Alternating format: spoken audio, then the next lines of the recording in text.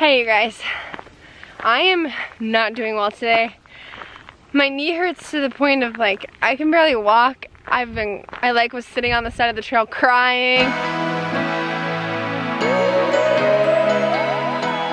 Hey everyone, it's Julia. Welcome back to my channel. If you are new here and if you are a subscriber, nice to meet you. I make videos about travel, adventure, tips, packing, hiking, all that fun stuff, and most importantly, I talk about living a good story. So if you're interested in that, you can hit the subscribe button here, and I'll see you in a future video. Today's video is going to be the fourth and final video in my Camino de Santiago series, and that is going to be a story time about how I hurt my knee and got tendinitis on the Camino, and did I finish?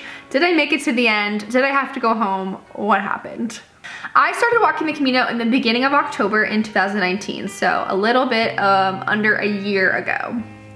And what's important to know about this story before I get started is that I have two legs, just like most people.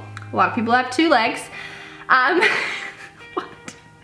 My legs are two different lengths is what I was trying to say. My right one is longer than my left. I'm pretty sure I was born this way. I've seen pictures of me being really small and I'm standing kind of funny. So my right leg is like under an inch longer than my left leg, and that causes me to limp. If you watch me walking, like generally I'm kind of limping, and I stand kind of funny, like I put most of my weight on my left leg and I like jut out my right leg. And that's just how my life is. This really affected me on the Camino. So for the first week, I was fine just like everybody else, didn't have a lot of issues, but my knees did start to really hurt. Around like day 3, 4, 5, they started hurting a lot, and they wouldn't hurt so much while I was walking, it would just be at the end of the day. My knees, they are hurting. So on the evening of day 6, I was in Los Arcos, and we were having truly the best time ever. We were staying at the cutest albergue called La Casa de mi Abuela, and my knees were really hurting, and they had a bunch of walking sticks. I asked the person at the front desk if I could buy one of them, and she said they're just people left them so you can have them. So I was feeling really excited because I had free trekking poles and I was in this really cute town, and yeah, my knees were hurting, but I did not expect what was coming. I even went to the grocery store and I got a bag of frozen peas, and I sat there in the plaza and iced my knees, and I stretched a bunch that night. I stretched so much on the trip, every morning and night. I was really good about it. And the next day we set out to make it all the way to Logroño. And this was gonna be our biggest day yet. We were gonna walk 17 miles. Up until now, we had been walking like no more than 15, an average of 13. So this was the big day, and pretty early on in the morning, I told Kayla, hey, I need to pull over for a second and just sit down, and all of a sudden, I was like, my knee is not working. I can't explain it, it's just like my knee it's just like a blowout. Like it was painful to walk, every step hurt, and it was the inside of my knee, which I found out later is tendinitis. And it's just like, basically your knee is getting overworked and the muscle is strained. And so I felt like I couldn't bend it, I couldn't use it, and I didn't really know what to do.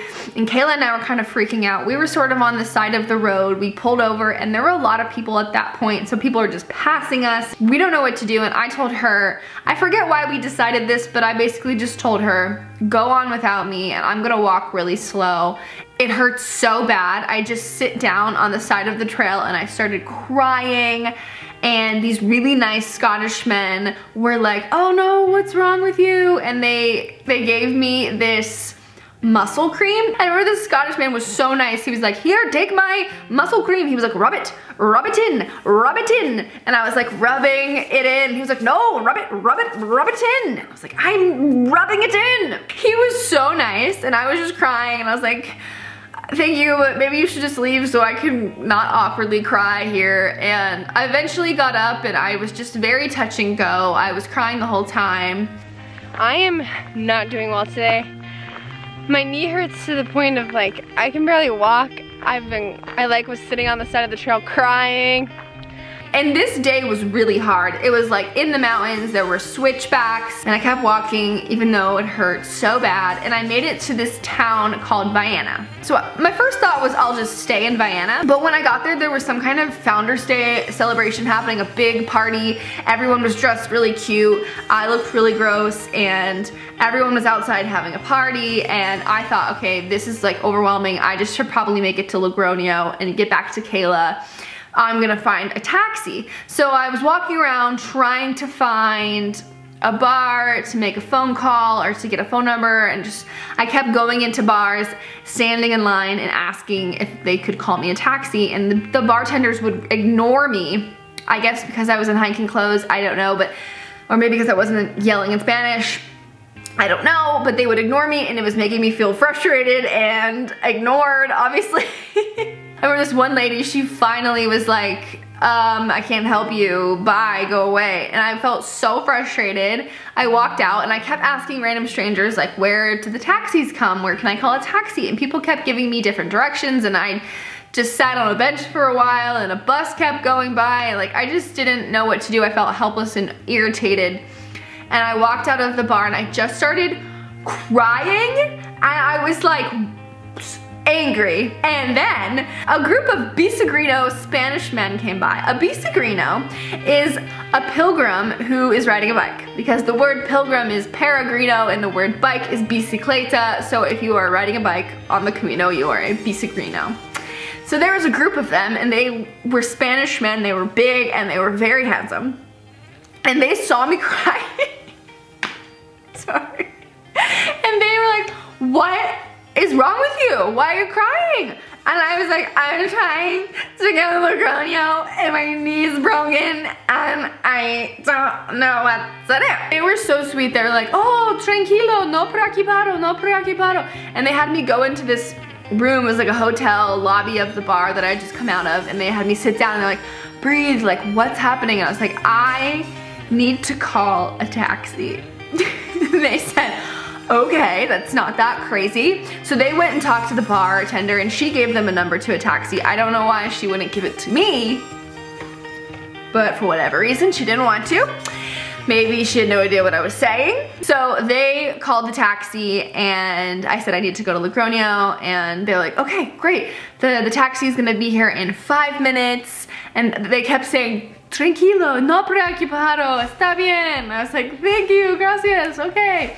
And they were so funny. They were like really worried about me, and then when they found out the taxi was coming, they were like, okay, great, fabulous. Then we go out of the bar. They're all like proud of themselves. I think they gave me a couple like double cheek kisses. They get on their bikes. They're like, buen camino, we saved the day. Like, see you later. And I'm like, okay, yeah, woo, bye.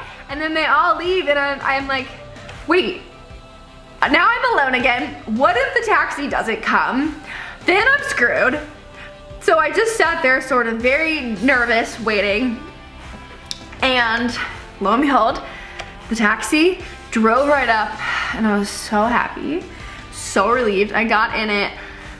Oh man, I was so grateful to those bisigrinos. So I get in, and he takes me the remainder of the way to Logroño, and I can see people walking the Camino, and I see them walking, and I feel sad. Like, I wanted to walk the Camino. I didn't want to drive in this taxi, but my knee isn't working. So I get there, but I have no idea where Kayla is. I have no idea if she's done walking for the day. We didn't have data on our phones. We just had Wi-Fi. So I went down the street to the edge of town where the town meets the Camino, and I just sat on the ground. And I'm waiting for Kayla at the edge of the Camino. I checked into an albergue already, but they wouldn't let me like check her in because she's not here. Hopefully she should walk right past me. There she is. Right there.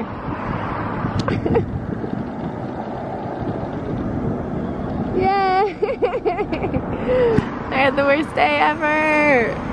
Remember that night I was laying in my bed. I had walked 100 miles at that point, and I was just feeling so bad for myself. I was so frustrated. I felt like, man, I knew I couldn't do this. Like, I knew I wasn't strong enough. I knew I wasn't a good enough athlete for this. Like, what am I doing out here? This sucks. And my brother texted me, and my brother is a thru hiker. My brother has hiked like 3 major thru hikes, so he's like a Triple Crown hiker. He's very athletic. and he texted me and he said, hey, how does it feel that you walked 100 miles? And I said, it feels like crap because my knee is broken and I don't think I can walk anymore. And he was like, but you walked 100 miles in like 6 days. And I was like, oh yeah.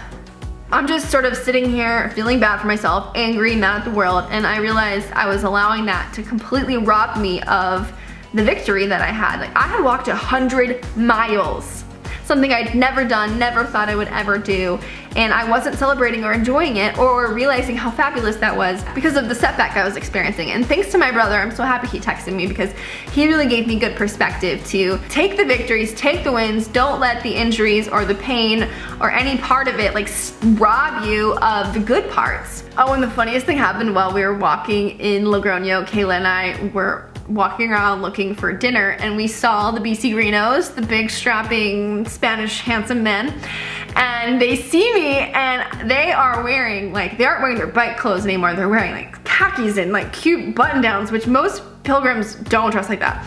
And they all look so cute. There's just like a bunch of them and Kayla and I don't even recognize them, and they see me and they go, Julia, oh my gosh, are you okay? And I was like, oh my gosh, my heroes! This is my friend Kayla. Kayla, these are my heroes.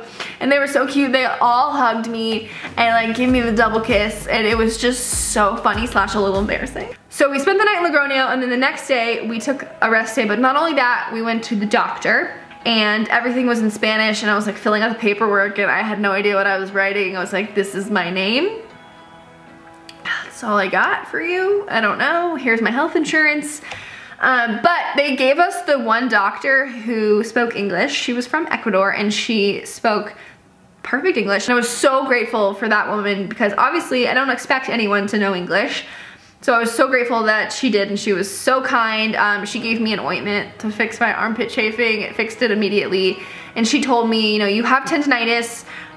It's okay, just take a couple days off from having your backpack and like don't overdo it. And like you're gonna be fine. Like there's no internal issues, nothing is like damaged or broken. You just like are overusing your knee. So this was exciting information to know that I wasn't gonna like permanently damage myself.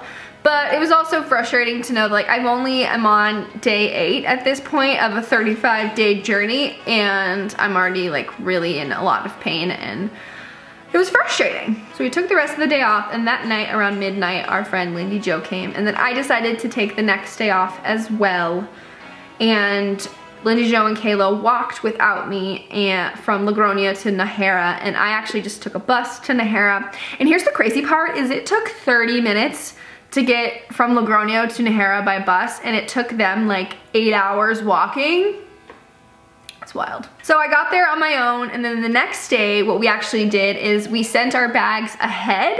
In all the albergues there's pretty much these little slips that say like Cajero or something, and you just write your name and you write the address of where you're going. So the key is you kind of have to know where you're going that night.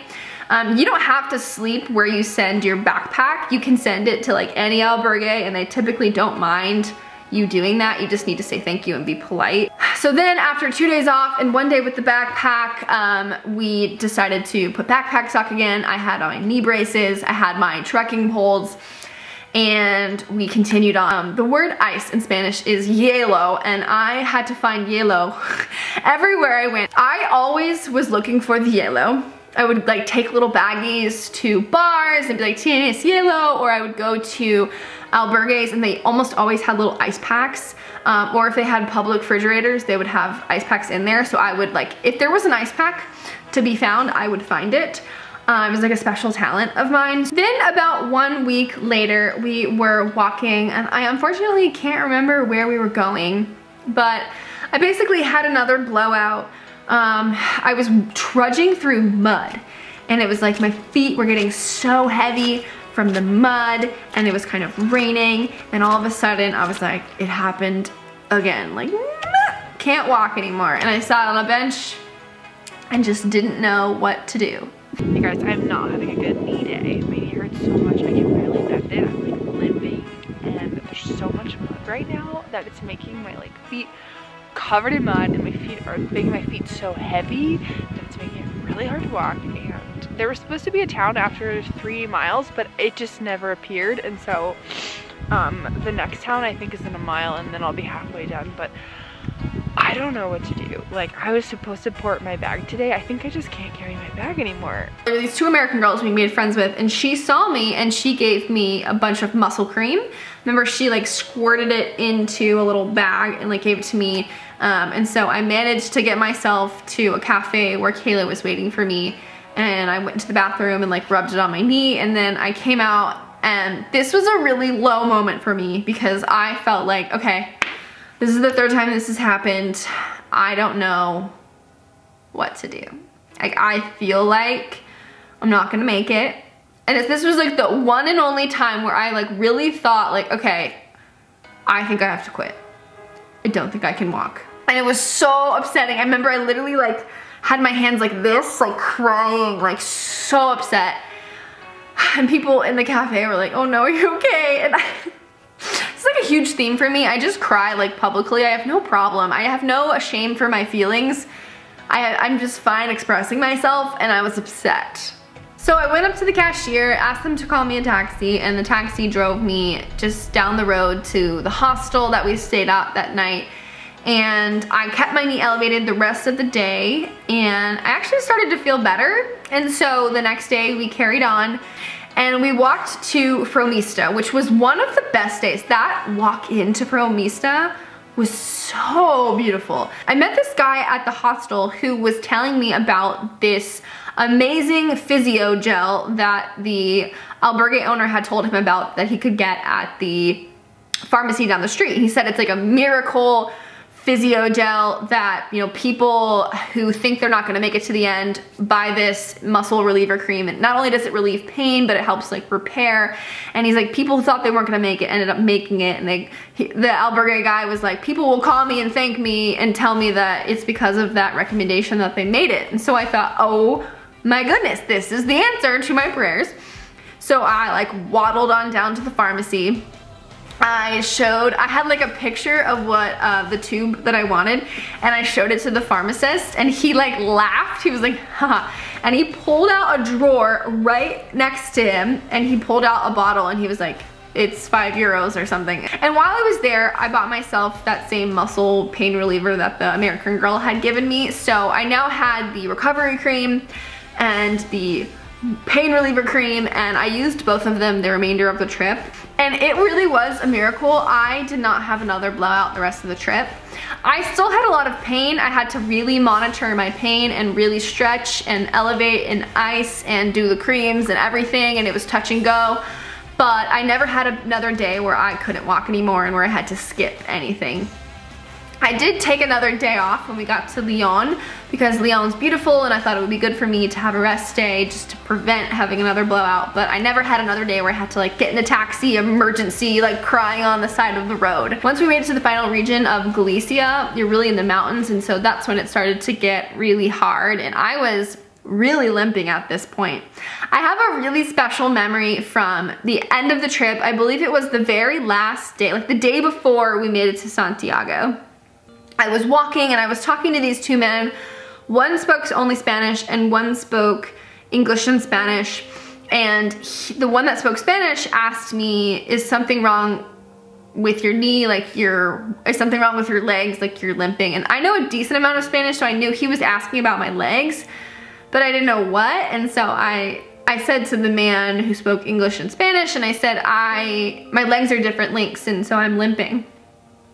And he told this man, and he said, oh wow, and he said something in Spanish, and the man who was bilingual translated to me and said, oh, he says that he's very proud of you, like you've made it so far, like what an accomplishment that you, someone who has an injury and someone whose legs are different lengths, like you're like literally limping and you're almost there, like you're gonna be there tomorrow, like he's really proud of you. And I can't tell you how much that meant to me. I just like paused and I looked at this man and I thought, thank you so much. And I hadn't really had anyone like look at me and say they were proud of me. And it just really, really touched me, and it really gave me a lot of strength. And I was just like, thank you so much. I'm I'm proud of me too. Thank you. Like, I just felt like that man saw me. He really saw me and what all it took to get there, and I just really appreciated it. So then the fateful day arrived, day 35 on the Camino, and we had 2 final miles to make it to the Cathedral de Santiago in Santiago, Spain, which is the very end of the Camino, and my knee didn't hurt at all. We walked on in, and it was the craziest feeling. We were just so excited. We were so proud of ourselves. We were so grateful to be there.